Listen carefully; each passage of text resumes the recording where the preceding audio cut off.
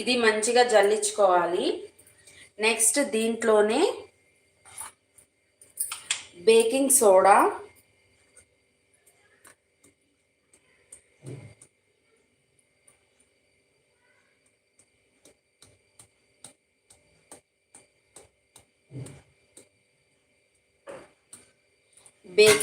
చాలా తక్కువ వేసాను.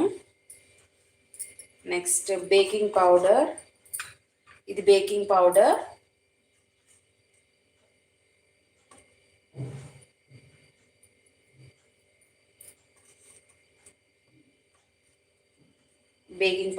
ఒక 1/2 టీ స్పూన్,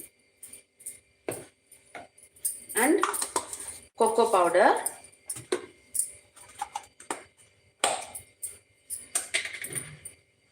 ఇది కోకో పౌడర్, ఇది కూడా ఒక 2 టేబుల్ స్పూన్.